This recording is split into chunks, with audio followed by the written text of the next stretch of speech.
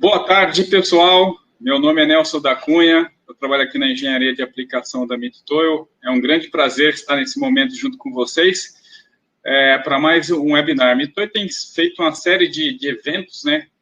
Nesse ano com muito mais intensidade em eventos eletrônicos, a gente também faz presencial.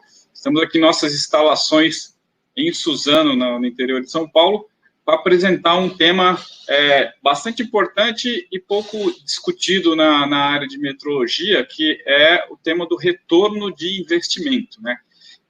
Logicamente, não vamos tratar aqui de uma aula de financeira, a gente vai abordar mais em termos de conceitos, né? De algumas ideias sobre o que pode ajudar a consolidar uma análise de retorno de investimento em metrologia, que é diretamente ligado com o controle de qualidade. Deixa eu começar a apresentaçãozinha aqui para vocês. Acho que já está no ar. Todos vendo aí, né? Então, o tema hoje é economia metrológica. Eu acredito que isso seja um passo inicial para uma série de eventos que a gente pode fazer abordando essa temática. O ROI por micro reduzido na confiabilidade de medição. O tema talvez um pouco pomposo aqui, mas exatamente a ideia de que, à medida que você reduz, né, a incerteza de um processo de medição, aumentando a sua confiabilidade, você está tendo um retorno de investimento maior na qualidade daquele processo. Vamos retomar um conceito bem básico e tradicional, né? Por que a gente precisa medir, pessoal? A gente precisa medir, obviamente, para obter controle, né? Para a gente ter medidas de monitoramento, investigação e aperfeiçoamento. Então, essa ideia de você obter dados para analisar e melhorar o processo é esse encadeamento de raciocínio que ele traz realmente o retorno de investimento. Se você medir e não usar essa informação para melhorar um processo, você não vai ter grandes retornos. Classicamente, a gente fala em controlar e melhorar o processo produtivo. Isso está relacionado com as suas quantidades, índices e cumprimentos de prazo. Sim, cumprimentos de prazo, porque se você fizer algo com mais produtividade mais rápido, você vai ser mais assertivo para cumprir os seus prazos. Eu acho que esse tema interessa a todo tipo de indústria. Uma outra razão importante para medir é realizar desenvolvimentos, desenhos e especificação, né? Isso é bem importante na parte de desenvolvimento de produto ou processo, você fazer medições, até para desenhar uma peça nova ou fazer uma engenharia reversa de uma peça antiga que você tenha e não tenha desenho, você precisa realizar medições. Então, a medição entra como um fator importante aqui também. Obviamente, medir está diretamente relacionado com inspeção, testes e ensaios de toda a forma, né, de todas as grandezas. Medição para reduzir custo com matéria-prima e insumos. Uma das melhorias de processo, além de tempo, é você reduzir custos, né? Às vezes, uma mudança num projeto reduz custo de matéria-prima bem relevante. Então, você precisa medir para relacionar isso com a redução de matéria-primas e insumos. Atendimento às normas, é clássico e conhecido o atendimento às normas, ficou muito famosa a série de normas ISO 9000 e agora 14000, mas tem uma série de outras normas de segurança, normas internacionais importantes de serem medidas, e para serem medidas precisa de indicadores que você obtém com o processo de medição, através de medição dimensional mesmo. Obter medidas de desempenho de produto, funcionalidade. Tem peças que elas são montadas em conjuntos, e após você montar esses conjuntos, você vai testar isso funcionalmente, né? Isso é uma medida que você faz dimensional, às vezes, para chegar no desempenho do produto. Outra medida típica de desempenho é quando você põe uma peça para funcionar num período de testes, que você simula essa peça no campo de prova e depois você mede, por exemplo, um desgaste que houve na peça para estimar a vida útil e outras melhorias na qualidade da peça. Então, medir para obter medidas de desempenho de produto é bastante importante também. Logicamente, uma razão para medir é atender os clientes, né? Às vezes, nem está no processo de qualidade, nem está no plano de controle, mas às vezes os clientes fazem algumas exigências excepcionais, diferentes, extraordinárias, que você acaba tendo que medir. E por incrível que pareça, às vezes a gente tem que medir pro forma, né? Por uma questão de conformidade a um padrão, um atendimento que é formal de ser feito. Então, não é nenhuma questão tão direta com a qualidade, mas se mede por razões pro forma também. E qual a importância de medir num produto final, né? Eu vou deixar a pergunta, não tenho resposta para isso, mas talvez um cliente possa ajudar. Porque quase tudo que você faz relacionado a medir está diretamente ligado ao seu cliente, né? Então, a resposta é atender melhor o cliente através de todas essas possibilidades de investigação com resultados de medição. Entrando já direto aí no conceito do retorno sobre investimento, a gente tem um conceito fundamental que vem até da área de finanças, que o retorno sobre o investimento, né, o return on investment, é exatamente o valor do retorno, o valor financeiro desses benefícios sobre o investimento, que é também chamado de custos. É um paradigma na metrologia, né, na área de qualidade, se falarem, às vezes até talvez indevidamente, que a metrologia só é custo. E, na verdade, você pode entender como custo, na questão de semântica, o momento inicial do aporte financeiro para comprar um equipamento de medição. Mas esse custo, dando retorno, ele se torna um investimento. Então, tirando a interpretação financeira de lado, sem dúvida, investir em medir e melhorar a qualidade com processos e produtos sendo aperfeiçoado e atendendo melhor seu cliente, traz retorno de investimento, né? Então, não dá para ter dúvida. A questão, que é um pouco difícil às vezes, é você provar isso através de um cálculo, né? Aí, expandindo um pouco mais a análise do retorno, você tem aqui o ganho, né, menos o valor do investimento sobre o investimento. Quer dizer, o que você recebe de volta, né, sobre o que você gastou. Em finanças é muito associado com rentabilidade também, né, de você investir um capital em alguma coisa, ou investimento financeiro, ou máquina, ou processo, e essa máquina, ou processo, trazer um retorno de investimento na forma de benefícios. Para fazer uma fórmula completa, esses benefícios têm que ser quantificáveis. Na qualidade em si, ligado com a metrologia diretamente, a principal forma de ganho, que são os benefícios, né, é reduzir custos, né, é isso que você consegue medindo, é melhorar a qualidade e é melhorar a eficiência de processo. E por isso, né, eu coloquei aqui nessa foto aqui como investimento uma máquina de medição coordenada tridimensional para processo, que é uma máquina que mede inline, linha de produção, porque ela é uma máquina eficiente, para medir rápido, sem a necessidade de compensação de temperatura, te dá uma resposta imediata durante o processo de fabricação, aumentando a eficiência, melhorando a qualidade desse processo e, logicamente, com tudo isso, reduzindo o custo. Então, os ganhos são relacionados a esses fatores. Esses fatores precisam ser estimados. Logicamente, eu não me arrisquei a trazer esse tipo de dado aqui sem fazer uma pesquisa. Eu tenho que fazer uma pesquisa com quem faz isso em cada processo de cada fábrica. Então, em cada fábrica, você vai ter uma forma diferente de estimar a sua redução de custo, a sua melhoria de qualidade, o seu aumento de eficiência. Se a gente conseguir estimar esses fatores e transformar ele num valor financeiro, fica fácil de provar o retorno de investimento. Mas o conceito, eu acho que ele é claro, né? Aqui alguns tópicos a mais sobre a análise do retorno de investimento em metrologia, né? Reforçando, redução, o valor agregado em metrologia, ele é percebido pela redução do custo de embarcar produto reprovado. Quanto custa, né, o problema de um recall? Imagina um recall internacional. Imagina um recall de uma produção gigantesca, né, algo que se produz em enorme quantidade no intervalo de tempo, né, a logística de retomar esses produtos, o desgaste da imagem da empresa no mercado. Então, esse custo que a gente não deve reduzir, a gente deve eliminar, né? O custo de embarcar produto reprovado, ele é um custo bastante importante de ser analisado na análise de retorno de investimento em metrologia. O custo de rejeição, sim, quando você rejeita um produto, de uma certa forma bem simples, né?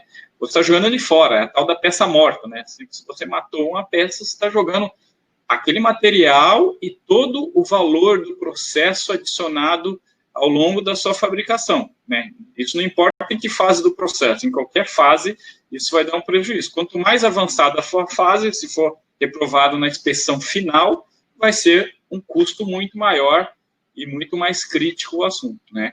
É importante também analisar os métodos de amostragem. Por que amostragem? A amostragem foi desenvolvida como conceito estatístico para você medir menos, né? E através de estimativa estatística, obter o comportamento de uma população de peças e identificar a capacidade de um processo. Só que se esse método não for bem estabelecido, você pode estar tendo uma amostragem que não traga a significância estatística que você precisa e, portanto, você não está identificando com a velocidade certa a sua mudança do processo, que a gente mede para identificar a variabilidade. Se você não tiver a amostragem que identifica na velocidade que precisa essa variabilidade, você pode estar incorrendo num prejuízo grande aí. Outro ponto importante é a melhoria na velocidade do processo, né? Isso também está ligado com o retorno de investimento, porque a medição, ela é uma fase do processo, né? Já foi de fabricação faz tempo que a medição era uma coisa separada, lá no controle de qualidade, que quando você terminava de fabricar uma peça, você levava ela lá para uma outra sala, para o pessoal de avental branco fazer a medição. Hoje ela faz parte do processo. Quando você projeta, desenha um processo de fabricação, você tem que considerar a medição, seja inline ou em laboratório, ela é uma fase do processo. E se ela é uma fase, ela adiciona tempo, né? Então, quanto mais rápido e mais tiver melhores métodos de medir, eu também economizo tempo no processo. Por isso que é importante analisar velocidade de medição no processo. Hoje, aqui na Mitutor, a gente recebe semanalmente várias solicitações de análise de aplicação de medição, e é muito comum os clientes já nos pedirem com um tempo-alvo, né? Olha, Nelson, eu preciso medir essa peça com takt time, com um tempo-alvo de processo de X minutos. Se eu não medir essa peça nessa velocidade, não vai atender o processo. E nós vamos analisar quais são das nossas 5.000 soluções, qual responderia naquela velocidade que o cliente precisa, velocidade versus exatidão. Então, avaliar a velocidade do processo se tornou cada vez mais importante. Por último, aqui, a redução no impacto da falta de medição ao trabalho em processo, né? Se você reduzir, se você suprimir, né, essa medição do trabalho em processo, você tem um aparente ganho de tempo, mas tem que ver o risco que isso tem, né? De suprimir inspeção, de reduzir processo de medição. Você reduzir, eliminar um processo desse, que risco você está incorrendo, né? Então, o ROI na metrologia, vindo lá daquela fórmula anterior para essa, ele é basicamente os benefícios agregados no produto, mais os benefícios agregados no processo, menos os custos de serviço metrológico. Por que eu estou falando menos os custos? Porque hoje tem empresas que terceirizam áreas de serviço metrológico, né? Ela tem laboratórios, tem controle de qualidade terceirizado. Então, ela paga para uma outra empresa montar uma sala, trazer seus técnicos, trazer seus equipamentos e prestar esse serviço. Então, o retorno em metrologia o benefício do produto mais benefício do processo, menos os custos de serviço metrológico, seja como esses custos forem levantados. Se você não usa o serviço, você tem o equipamento que você comprou e o custo hora-homem que utiliza esse equipamento, né? Então, não é tão difícil de fazer uma conta dessa.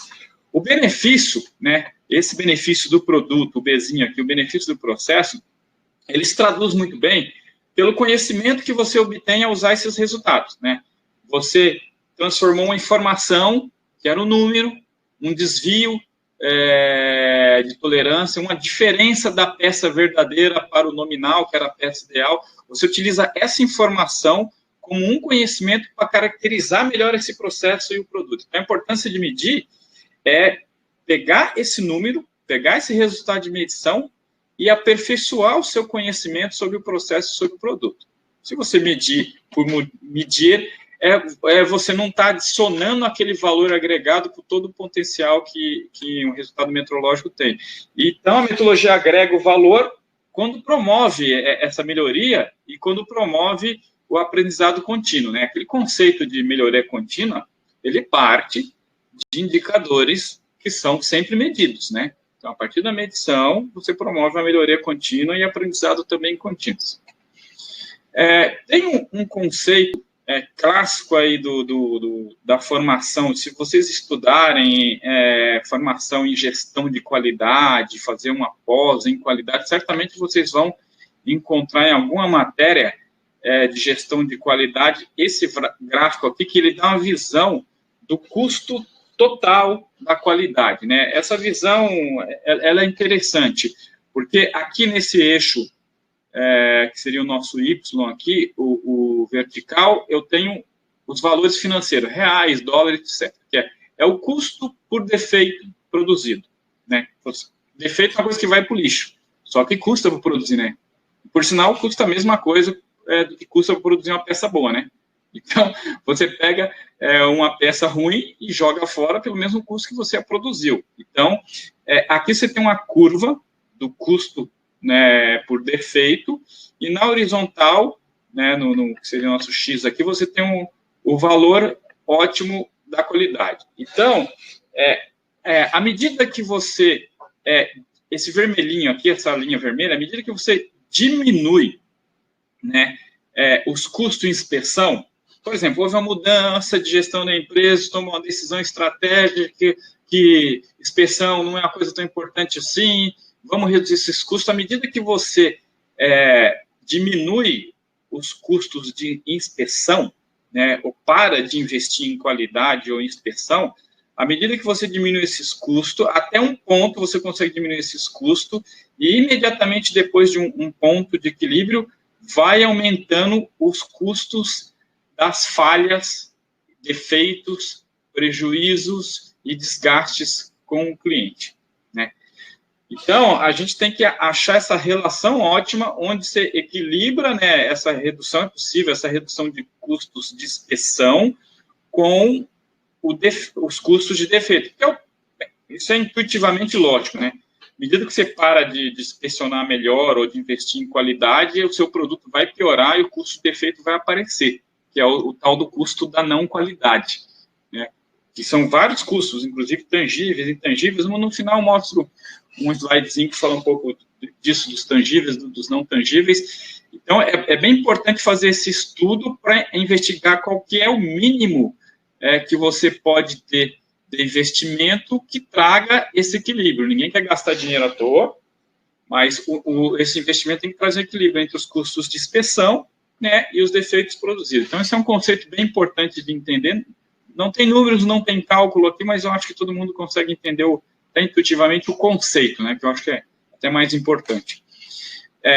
Aqui na Mitu a gente entende bem o valor da medição, porque a gente trabalha com soluções metrológicas bastante sofisticadas, a gente tem uma série de equipamentos, são 5.000 produtos para resolver problemas de medição, e todos eles agregam valor medindo, né? Eu trouxe alguns exemplos aqui, por exemplo, medir uma rugosidade numa solução especial dentro de um bloco de motor, né? Medir um chassi automaticamente, o chassi inteiro dentro de uma tridimensional que fica numa produção, medir aqui uma junta, né? A junta de um cabeçote de um motor numa máquina ótica que mede sem contato com alta velocidade, medir uma rugosidade dentro de uma máquina tridimensional CNC, onde você faz a medição geométrica e no mesmo equipamento reposiciona, trocando o sensor e na mesma máquina, vira uma estação multissensor, você realiza a medição de rugosidade com grande ganho de desempenho, velocidade na medição, sem tocar de máquina. E várias soluções diferentes para processo, como essa máquina que a gente chama, que é pequenininha, de Kogame, que é uma máquina praticamente portátil ou móvel, que você pode instalar numa área reduzida para medir no processo de fabricação. Então, todas essas soluções são soluções agregadoras de valor no processo de medição. Um exemplo prático do que agrega.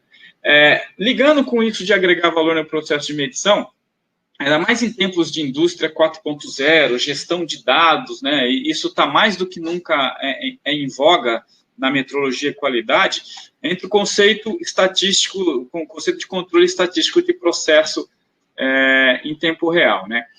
O que é o controle estatístico de processo? após medir, então, a importância de medir, né? A gente já discutiu. Após medir e obter um resultado de medição de preferência mais rápido, confiável, pode ser numa máquina tridimensional automática, que nem essa foto da esquerda, ou pode ser num processo manual, com um paquímetro transmitindo dados sem fio por radiofrequência, por um software que já dá o resultado em tempo real. Que resultado que esse software dá em tempo real? Toda análise estatística, incluindo estudos de variabilidade, histograma, carta-controle, diagramas de normalidade do processo, etc.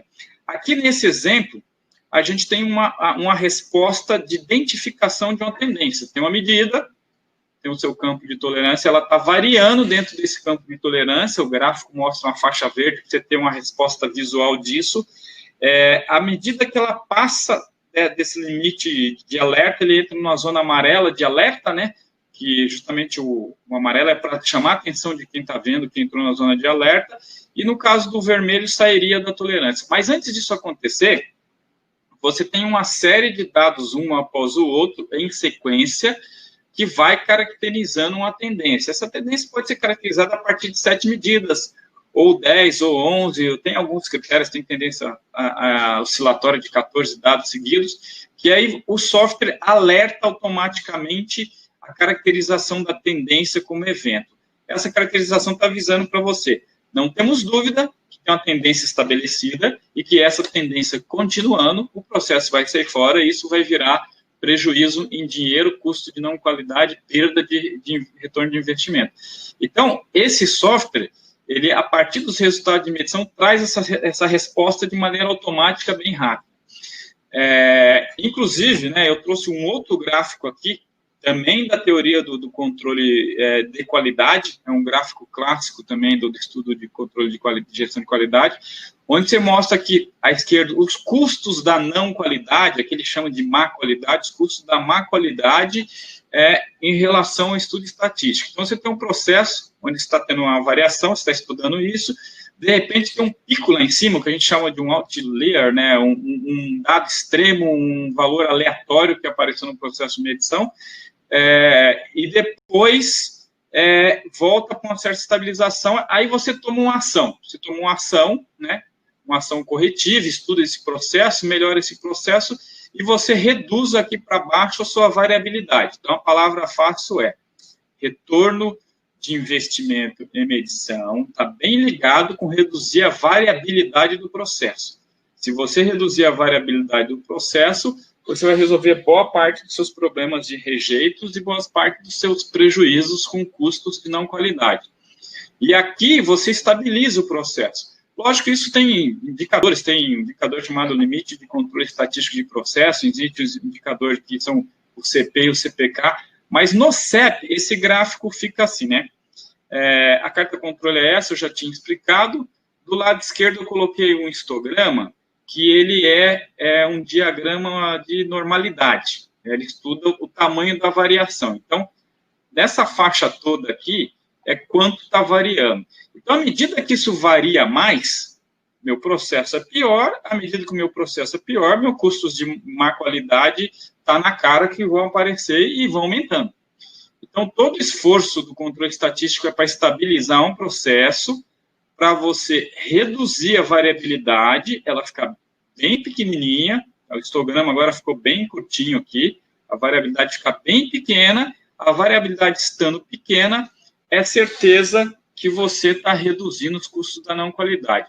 Então, eu trouxe aqui para o gráfico, fiz uma analogia, né? O que é custo aqui, né? É eliminar as causas especiais, né? Você vai ter que investir ação, tempo, estudo, análise, tecnologia nisso. Você vai reduzir essas causas especiais, você vai fazer um investimento para reduzir essas causas. Reduzindo essas causas, você vai ter um ganho que é o processo estável. Então, eu fiz um paralelo, eu nunca vi esse paralelo, saiu dessa cachola aqui, um paralelo entre o retorno de investimento e a aplicação do controle estatístico de processo em produção, né? A gente também tem trazido um outro conceito, né, adotado aí da produção, né, das estudos de produtividade, que é o Lean Manufacturing. Manufacturing que a gente passou para cá, foi uma criação de uma colega nossa, agradeço a ideia genial da Tatiana, chamada de Lean Measuring, que é a ideia de medir cada vez menos realizando o CEP em tempo real. Então, como você está fazendo um estudo estatístico e você vai aprendendo sobre o processo, com o passar do tempo, você vai reduzindo esse processo, melhorando, e você pode medir até menos. Ou também descobrir, né, medir menos, reduzir essa amostragem, ter menos custos de medição, porque você estabilizou o processo, tem amplo conhecimento dos seus dados. Sem dados não tem como fazer isso, né? Todo mundo gostaria, não, vamos lá, vamos reduzir aquela despesa, mas sem análise, sem dados, não dá para fazer isso. Mas com análise, após um tempo estudando os dados, você pode reduzir a sua variabilidade, pode reduzir a sua frequência de medição. Isso também pode ser realizado, esse paralelo, com calibração. Você também pode fazer estudos de análise de calibração e reduzir os intervalos de calibração, reduzindo despesas, né? Então, sempre associando o que a gente faz em solução de produto e tecnologia com o retorno do investimento. A Mitor lançou recentemente uma máquina chamada MyStar, que é uma máquina para processo, né? Essa máquina ela é muito aplicada nesse contexto todo, por quê? Porque ela mede muito mais rápido, né? É uma máquina que mede 2, 3, dependendo da peça, pode ser 4 vezes mais rápido no processo todo. Ela é adaptável a fazer uma automação, porque ela é aberta, você pode acessar, né, nesse design cantilever de qualquer, praticamente de 4 lados, né? Você pode acessar pela frente, por trás, pela direita, e se você afastar o pórtico lá para trás, você pode acessar por cima. Então, você pode acessar essa máquina por 4 lados para colocar a peça aqui. Aqui tem um bracinho do robô que está escondido. Então, essa máquina pode ser usada em automação, mede em processo, trabalha com compensação de temperatura bastante grande. Aí ela vai, se não estiver me confundindo agora, de 10 a 40 graus. Se não for 5 a 40, tem um outro modelo, que é a MAC, que vai de 5 a 40. Você tem uma ampla faixa de compensação térmica e medição instantânea. Se você mediu em processo, você já teve a resposta do controle estatístico no gráfico em tempo real. Aqui eu coloquei um exemplo com uma peça com um modelo matemático 3D. Por quê? Fica muito mais fácil você visualizar o que você está medindo olhando na peça real, que seria, no modelo virtual da peça real, que é o modelo matemático 3D. Em vez de ficar interpretando plano de controle, a cota 45, da tolerância mais ou menos 2, você vai olhar para uma imagem 3D e vai ver o gráfico estatístico sendo performado, sendo atualizado em tempo real, com toda a sua variação de capabilidade ali, você vai estar enxergando isso em tempo real. E, lógico, tendo uma resposta dessa natureza, imediata, instantânea, confiável, compensável no chão de fábrica, isso é retorno de investimento, né? Então, aplicar medição em processo e ainda associar medição em processo com controle estatístico, para você medir amostras e não medir lotes inteiros, você vai ter um ganho imenso de produtividade metrológica e de retorno de investimento. Outra coisa é que você tem elementos para fazer gestão de dados, né? Você tem rastreabilidade, você tem no futuro, se precisar analisar um lote, você tem tudo isso guardado no banco de dados com segurança. Então, a sua gestão de dados da qualidade se torna muito mais efetiva também, por usar um processo completo desse jeito, medir, analisar com software de controle estatístico. Aqui um exemplo de aplicação bem atual, né, de medição em processo, né? Quanto mais no processo você mede, mais rápido você identifica uma tendência de processo ou até uma peça reprovada. E quanto mais rápido você identifica, mais rápido age, mais rápido você estanca esse problema e diminui a sua chance de perda, né? O tal do custo da não qualidade. Então, aqui um exemplo de uma fábrica inteligente, a gente tem uma esteira que percorre essa fábrica inteira, transportando uma peça. Essa peça é manipulada em várias fases do processo, por robô, por vários dispositivos de movimentação de carga, mas o importante para nós aqui na metrologia é que essa peça passa por dentro do pórtico de uma máquina, dá uma paradinha, né, e realiza a medição aqui imediata. Então, a medição realmente inline, né? A linha está dentro da máquina de medir, passando por dentro da máquina. Essa é uma máquina Kogamiya, adaptável ao processo. A gente montou ela no pórtico nessa aplicação aqui. Depois ela segue passando por várias outras máquinas, a MyStar, que eu mostrei aqui à esquerda também, realizando a medição automática. Pode seguir mais adiante, se for uma peça maior, que precisa de uma mesa rotativa ali na frente, ali é uma peça maior, aparentemente um bloco de motor, esse aqui é um V6 ou V8, é um bloco de motor em V, deve ser um Mustangão daqueles americanos. Você consegue medir aqui, numa Mach 3A, né, uma peça que é muito maior, que você pode girar a mesa para acessar dos dois lados, e medir também ao lado da linha de produção. A linha, não, nesse caso aqui, não está passando dentro da máquina, mas está passando adjacente. Aí um robozinho pega ela daqui, coloca no lugar de medir, mede, depois ele segue a sua linha, com a consequente análise de aprovado, reprovado. Lógico, se foi reprovado, ele vai tomar um caminho, se foi aprovado, ele vai tomar outro caminho. Tem peças que são retrabalháveis, tem peças que, infelizmente, vão para o cemitério das peças, e a gente tem uma perda maior ainda, né? O retrabalho é uma perda, a rejeição é uma perda muito maior, conceitos meio básicos, né? Então, esse conceito de fábrica inteligente é o que mais está sendo procurado por nossos clientes para aplicação hoje. Às vezes não se tem uma fábrica inteira, se tem uma parte desse processo já totalmente automático, que a gente tem instalado e conectado nossas máquinas com robôs, linhas transfers, CLP, controladores lógicos de toda a espécie, e provendo monitoramento real em toda a fábrica, né? Em cada máquina dessa, você vê uma tela com um computador, né? Esses monitoramentos são locais e pode ser remoto também, né? Onde o gestor, estando em qualquer lugar do mundo, acessa um computador conectado à internet, à rede mundial e à sua rede de fábrica, ele vai monitorar em tempo real o que acontece em qualquer planta que ele esteja sob sua gestão. Então, esse é o futuro já prático. Eu trouxe aqui um conceito que aparentemente não tem nada a ver com retorno de investimento, mas na minha visão tem, que é a questão da incerteza. A gente falou muito de produtividade, de medição rápida. Uma coisa que tem que ser sempre analisada num processo é a sua incerteza. O que é a incerteza, né? É aquela dúvida que você tem sobre a validade de um resultado de medição. Vai, intuitivamente, né? Eu medi uma peça, deu um valor. O colega que trabalha comigo mediu, deu um outro valor. Mandei lá para um cliente, o cliente mediu, deu um outro valor. Né? Essa amplitude de valores diferentes que tem sobre o mesmo processo de medição na mesma peça, isso está relacionado ao RE, repetibilidade e reprodutibilidade, mas também está relacionado à incerteza, né? E a incerteza tem que ser conhecida para ela ser adicionada ao resultado de medição, e quando você enunciar um resultado de medição, você adicionar esse valor de incerteza. Vou dar um exemplo prático desse gráfico. Aqui na esquerda, eu tenho um limite inferior de especificação. A tolerância é menor. E o limite superior de especificação. A tolerância maior. Não basta eu analisar se a peça está aprovada dentro desses limites, porque dentro da borda do limite, eu tenho uma coisa chamada incerteza. Então, se eu medir encostado no limite superior e não considerar a incerteza pode estar jogando esse resultado para fora do limite ou para dentro do limite. Né?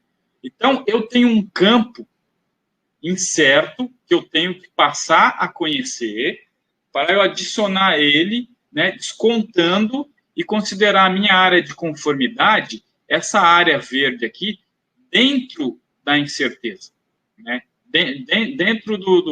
Fora da incerteza, dentro do campo de tolerância. Então, se eu for direto lá no campo de tolerância, eu corro o risco de pegar um resultado de medição que eu acho que está aprovado, mas somado à incerteza ele está fora, ele está na zona de não conformidade.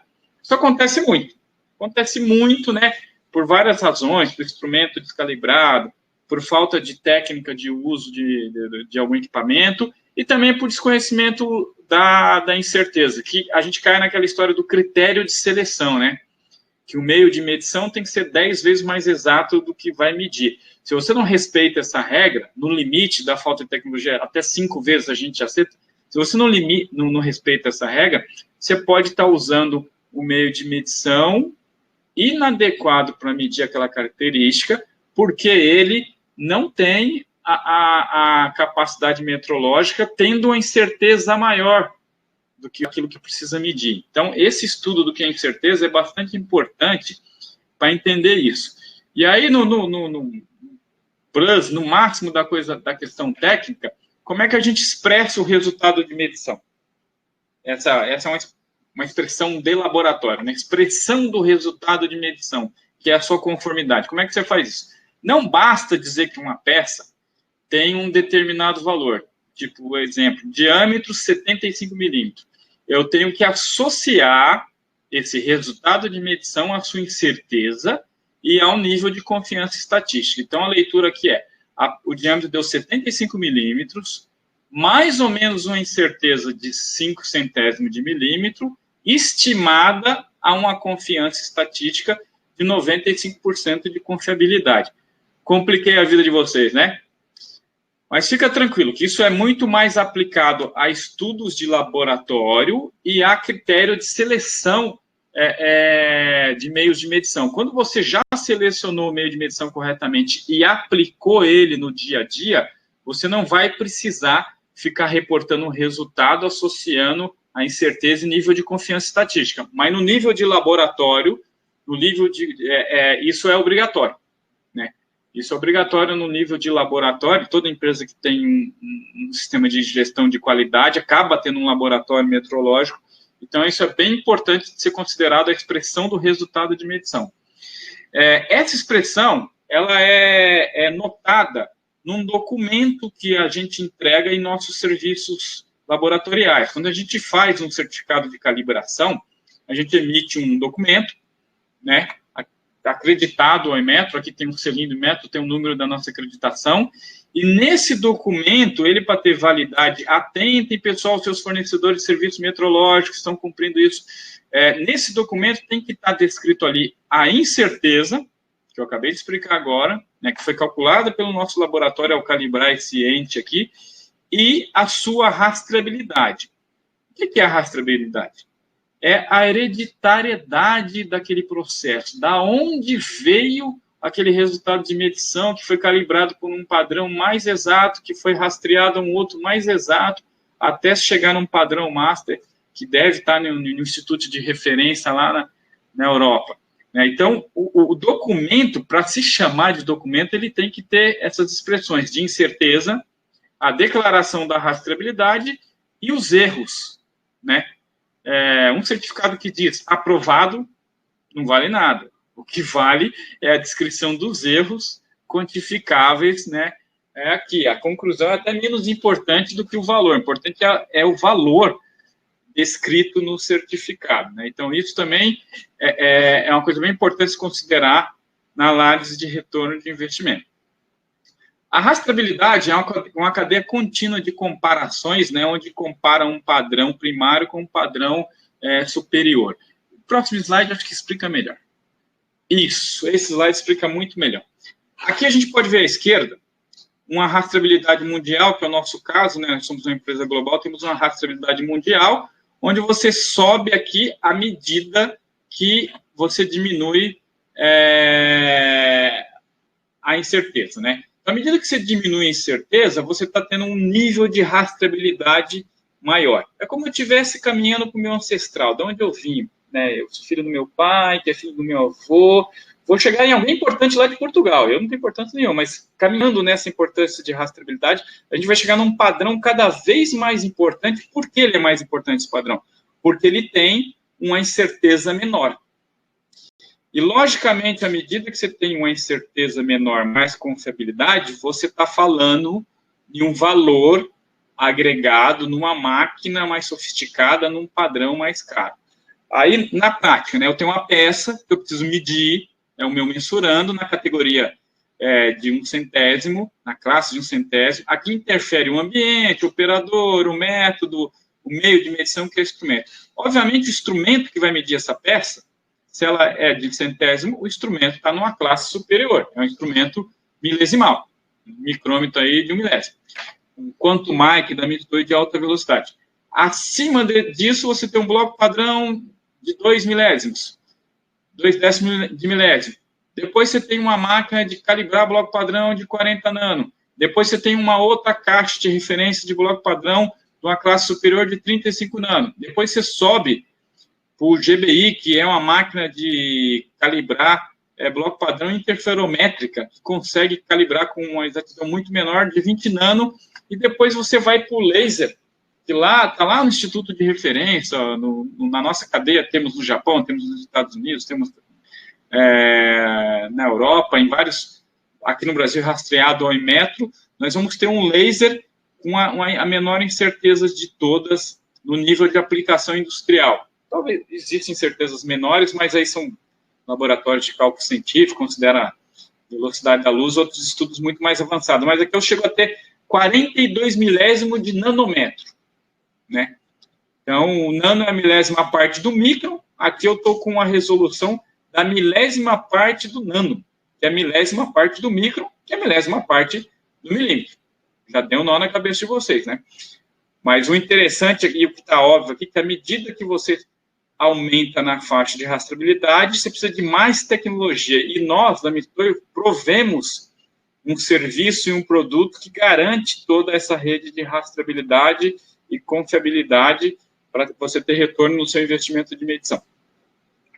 Aqui uma relação também bem clara de ver da correlação entre o custo, né, de um bem ou de um serviço com a sua incerteza. Aqui é um exemplo também prático, né? Você tem uma peça estampada, essa peça tem uma exatidão, tolerância, ela foi estampada por um ferramental, o ferramental foi feito com uma precisão já maior, que foi medido numa tridimensional maior, que foi para uma sequência de blocos maiores, até o laser interferométrico GBI. Então, aqui a gente correlaciona o custo desse equipamento ou serviço. Se você for comprar ou for pagar por um serviço de calibração, ele vai ficando mais caro à medida que ele sobe nessa rastreabilidade, com o valor da incerteza. Tudo isso é analisado na análise de investimento em metrologia. Aqui nós temos muito orgulho de mostrar a nossa estrutura. A nossa estrutura aqui da Mitoio tem um laboratório completo, com mais de 40 itens atendendo a acreditação RBC. A gente tem dimensional, dureza, a gente tem calibração de padrões, calibração detrimensional de instrumentos diversos, anel, tampão, liso, roscado. Então, a gente tem uma série de acreditações para atender a necessidade do nosso mercado, graças à nossa infraestrutura de laboratório, que são pessoas com conhecimento e know-how, são infraestrutura e tecnologia embarcada, né? Tudo isso adiciona essa nossa estrutura para prestar esse serviço com a qualidade que precisa. Aqui, eu chego perto do fim da minha apresentação, mostrando uma parte muito importante dos custos de qualidade, que são os custos ocultos da não qualidade, né? Aqueles que a gente vê, é até fácil de perceber e quantificar, né? Você fala, aquela peça ali foi reprovada. Quanto custava aquela peça? Custava R$1. Quantas peças foram reprovadas? Foram 100. Então foi um custo, dessa vez, de R$100, né? É muito fácil de identificar, né? Qualquer pessoa que trabalha na produção sabe mais ou menos um custo de defeito desses óbvios que são os visíveis, né? Que são, né, os custos que implicam em garantia, você voltar ao cliente, mandar técnico para corrigir, trocar uma peça, né? Os custos de rejeito, né, ou scrap, né, de você jogar fora ou recusar. Os custos de inspeção, obviamente, né, esses custos fazem parte da não qualidade. Se tivesse um processo perfeito, sem variabilidade nenhuma, você não teria custo de inspeção, não teria necessidade de inspecionar, né? Então, isso também entra.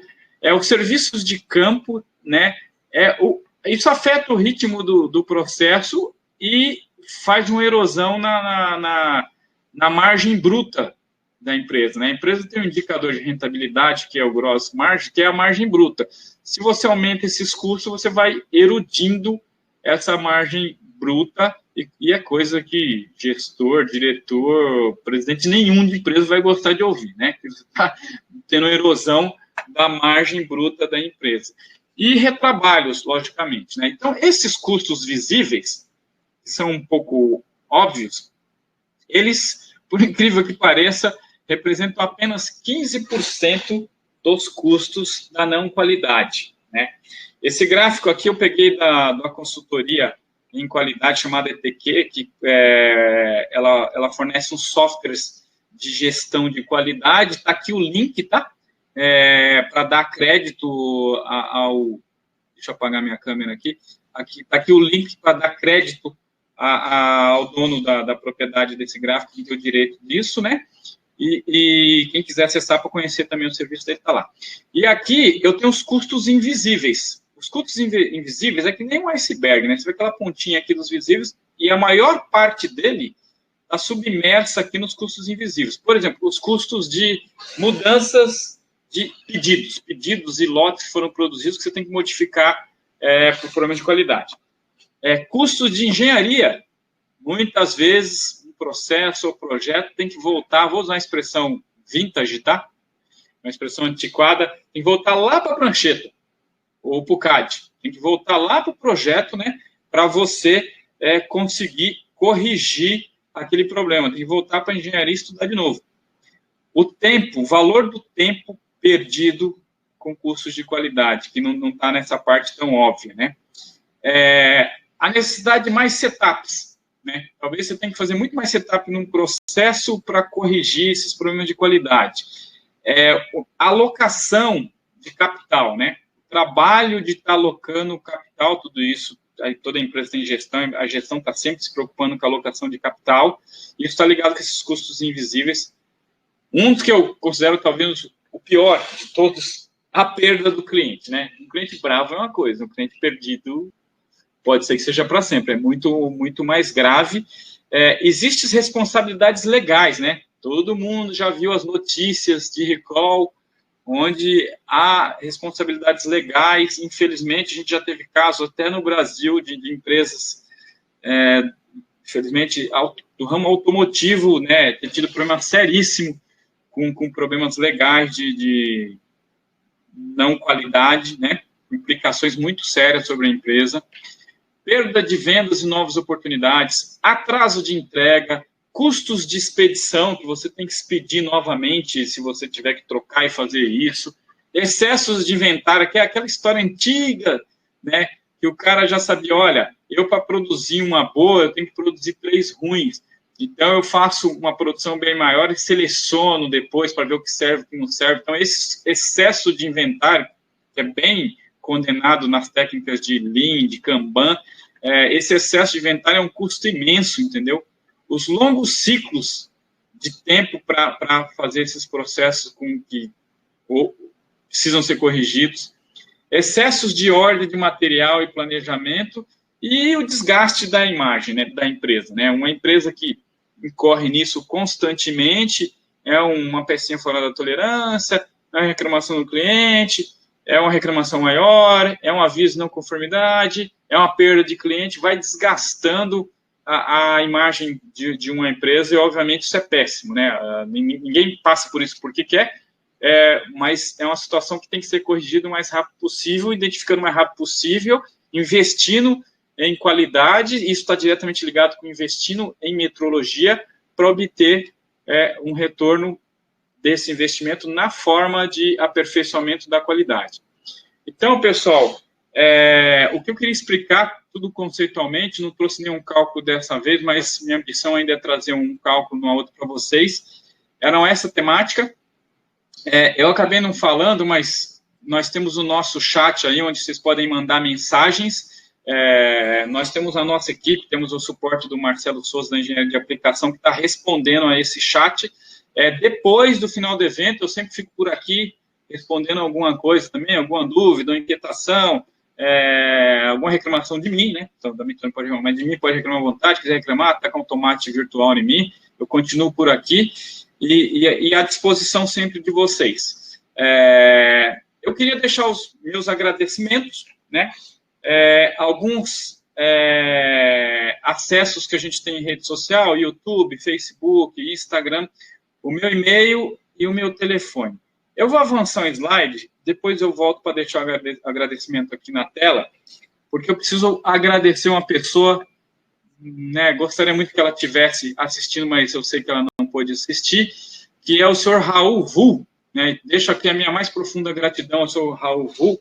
Ele foi por muito tempo o diretor de qualidade e satisfação do cliente da Alcatel, né, Telecomunicações, e é um bom tempo atrás, que eu não vou dizer que passa de 10 anos, ele fez uma palestra na Meet2 sobre o retorno de investimento na interpretação dele nessa empresa, nessa época, né? Há mais de 10 anos atrás. E eu achei muito interessante e eu guardei essa ideia na minha cabeça, né? De estudar o retorno de investimento em metrologia, né? Foi a palestra que originalmente ele fez há mais de 10 anos atrás. E agora eu tomei coragem, fiz esse primeiro pontapé, trouxe esses conceitos para a gente estudar juntos e espero ter ajudado vocês com ideias, pelo menos, né? Se não com cálculo, mas com ideias. E numa próxima vez eu vou trazer um exemplo com um cálculo aqui para a gente poder consolidar mais essa ideia de retorno de investimento. Então, o senhor Raul, professor Raul, onde estiver, um abraço grande, obrigado, gratidão. Pessoal, fico aqui à disposição. Um grande abraço para todos, foi muito interessante estar com vocês. Ligo a minha câmera para vocês me verem pela última vez, né? Mas eu continuo um pouquinho aqui mais após desligar a câmera. Um abraço, eu vou para o chat junto com o Marcelo Souza, estou parando a apresentação. Um abraço forte para todos. Tchau, tchau.